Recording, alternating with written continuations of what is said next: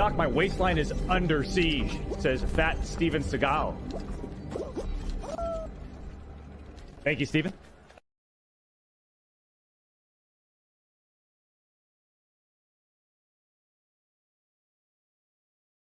Greetings, Internet.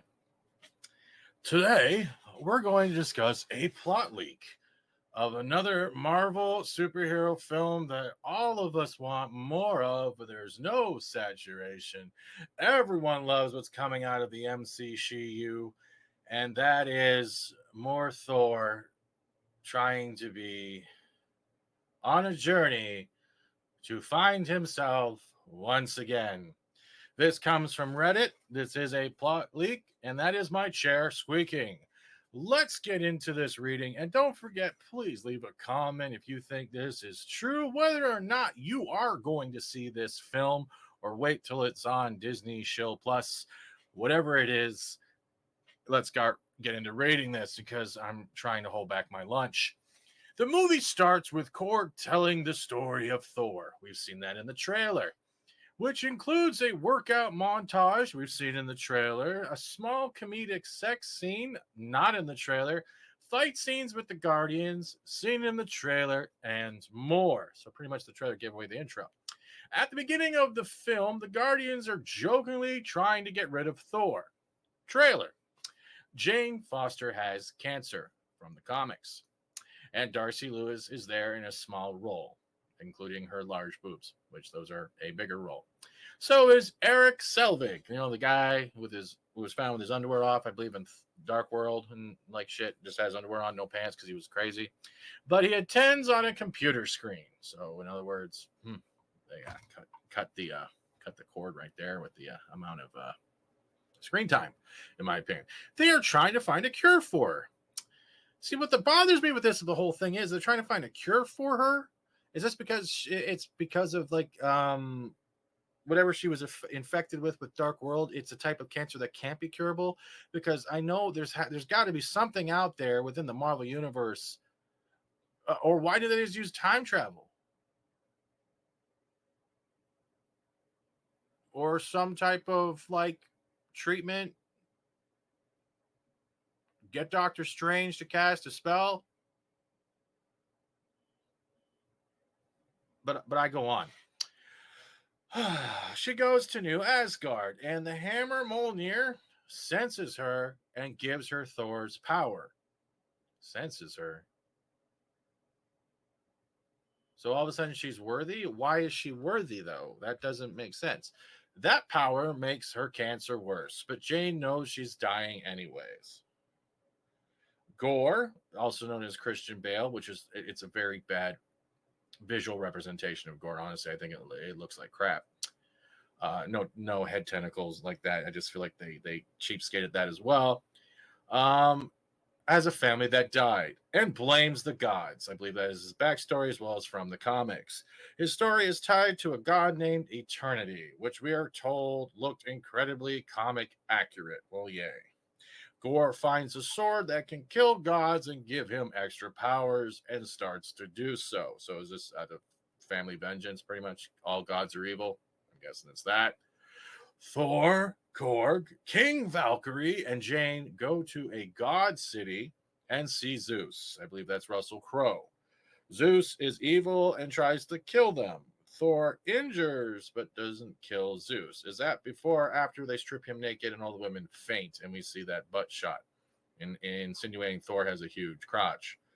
At some point in this sequence, there's a huge crowd of gods from around the universe, including a Cronin god, Korg's god, and most memorably a god with only a head and legs.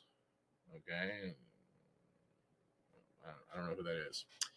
Thor realizes that Jane has cancer and wants her to stop, but Jane wants to help. This is a really emotional scene. Is that before or after you make him look like one of those lost puppies of a relationship going, oh, it's been this long and this long since we've seen each other, like he has not let go and sounds like he's obsessed? I don't appreciate the way that was delivered. The team then fights Gore, which seems to be in the Sin City universe because it's all, I guess it's the Death Realm, whatever. It's all black and white minus a couple colors with powers and stuff. Trailer. Somehow Gore's daughter comes back because Jane sacrifices herself to stop Gore. I believe this is also from the Jane Foster Thor comics. Is also a young actress, and Jane is dead. But her CGI arms live on. No joke. Her CGI arms live on. True story.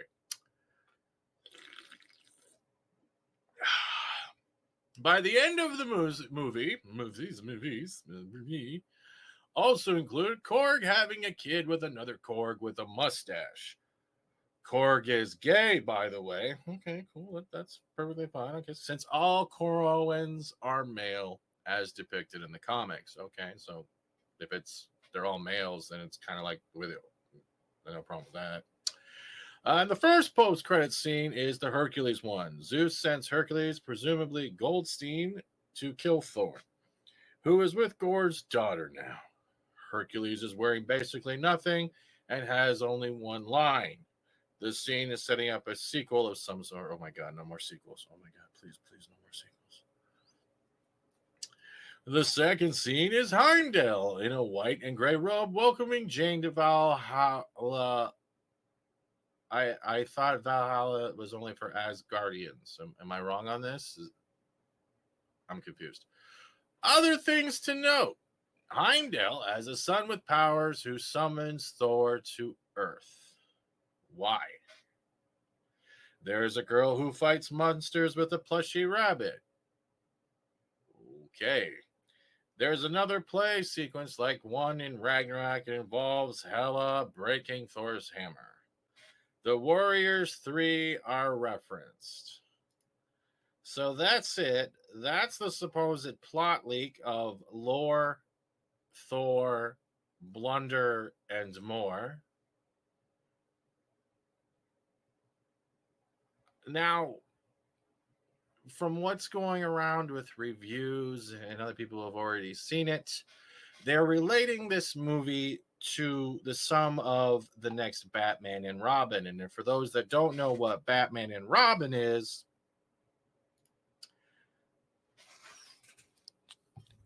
bat nipples. Don't forget the bat nipples. Yeah, those. And if that's true, does that mean it also comes with that cheesy niche that people eventually started liking, especially with Arnold Schwarzenegger's character and the whole Mr. Freeze and the slippers and the I'm Mr. Ned and all that stuff? Because if so, then cool. Maybe they're trying to nail that intermediary kind of like niche overtime market. No, I'll give them props for that. But I have concerns that the dialogue, what we've seen through the trailers and little clips from TV spots, is that this is going to be all over the place. But I can't say more till I see it. I'm basing it off a trailer, the TV spots, what people have said in reviews. What do you guys think? Leave a comment down below. Smash that like or dislike if you want. Make sure to subscribe because we know those numbers control us because it's the YouTube platform. I am Justice Seagal. I'm going to ask you to please stand by because that's all we can do. But on good news, Stranger Things Part 4, Part 2 is on the horizon. This is Steven Seagal, the Justice of Taco Supreme Court. Please stand by.